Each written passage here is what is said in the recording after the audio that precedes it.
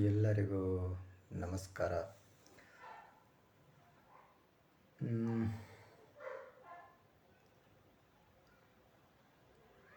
ಒಂದು common observation ಏನು ಅಂದರೆ, ಇವಾಗ ಯಂಗ್ ಪೇರೆಂಟ್ಸ್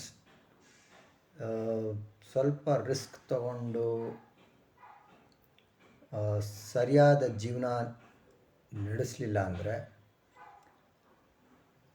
ಮಕ್ಕಳು ದೊಡ್ಡವರಾದಮೇಲೆ ಅವರಿಗೆ ಡಬಲ್ ಆಗತ್ತೆ ರಿಸ್ಕು.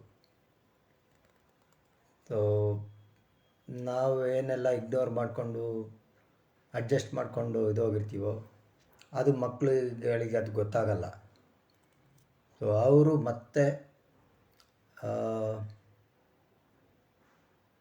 ಇನ್ನು ಅವರು ಮತ್ತೆ ಸ್ಕ್ರ್ಯಾಚಿಂದ ಸ್ಟಾರ್ಟ್ ಮಾಡಬೇಕು.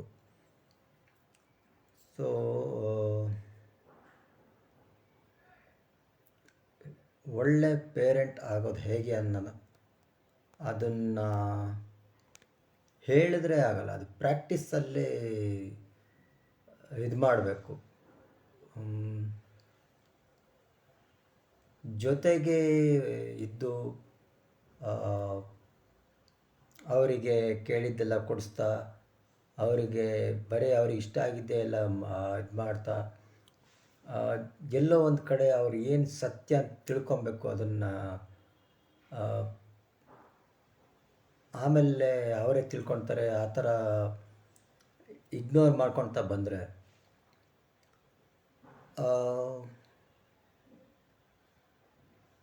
ಅಷ್ಟೊತ್ತಿಗಾಗಲೇ ಅವ್ರದ್ದು ಇನ್ನು ನಾನು ನನ್ನ ಬಗ್ಗೆನೇ ತಿಳ್ಕೊಂಡಿಲ್ಲ.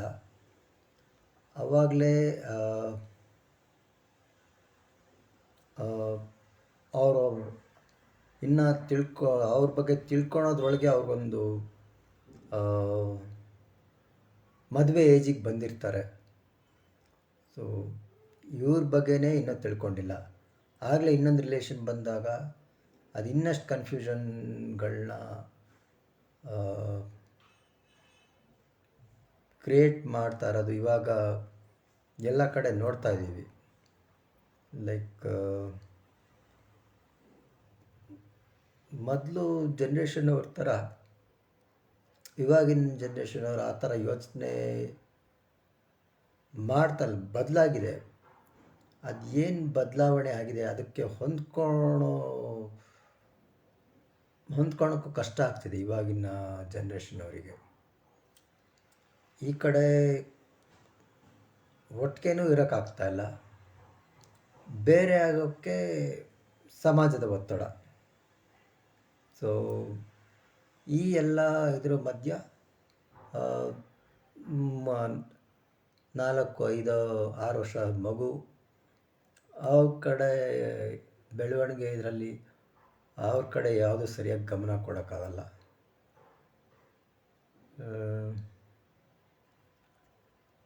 ಇವಾಗ ಯಂಗ್ ಪೇರೆಂಟ್ಸು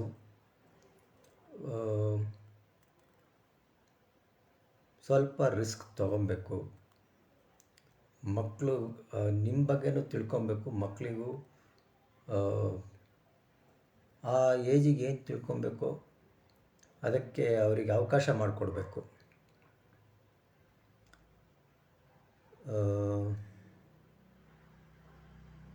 ಇಲ್ಲಾಂದರೆ ಅದೇ ಇಗ್ನೋರೆನ್ಸ್ ಜನ್ರೇಷನಿಂದ ಜನ್ರೇಷನ್ ಹಾಗೆ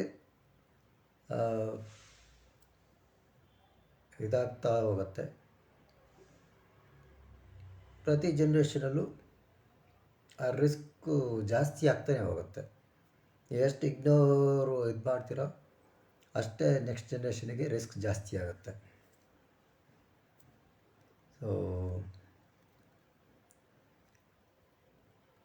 ನಿಮಗಾಗಿ ಅಲ್ಲ ಅಂದರೂ ನಿಮ್ಮ ಮಕ್ಕಳಿಗಾಗಿ ನೀವು ಮನಸ್ಸಿನ ಬಗ್ಗೆ ತಿಳ್ಕೊಬೇಕು. ಇದು ವಾರ್ನಿಂಗ್ ಅಂತ ಅಲ್ಲ, ಒಂದು ಕಳಕಳಿ, ಒಂದು ರಿಕ್ವೆಸ್ಟ್. ವಾರ್ನಿಂಗ್, ಯಾರ್ಯಾರಿಗೂ ವಾರ್ನಿಂಗ್ ಎಲ್ಲ ಕೊಡೋಕ್ಕಾಗಲ್ಲ. ಆ, ನಿಮ್ಮ ಮಕ್ಕಳುಗಳು ಒಳ್ಳೊಳ್ಳೆ ಸ್ಕೂಲ್ಗೆ ಹಾಕಿದ್ದೀರಾ, ಚೆನ್ನಾಗಿ ಓದಿ ಬೆಳೆದು ಒಳ್ಳೆ ಕೆಲಸ ಸೇರಲಿ, ಚೆನ್ನಾಗಿ ದುಡೀಲಿ ಅಂತಲೇ ಎಲ್ಲ ನಿಮಗೂ ಇರುತ್ತೆ. ಆ ದುಡಿಮೆ ಇದು ಎಲ್ಲದರ ಮಧ್ಯೆ ಭಾವನೆಗಳಿಗೂ ಸ್ವಲ್ಪ ಜಾಗ ಮಾಡಿಕೊಡಿ.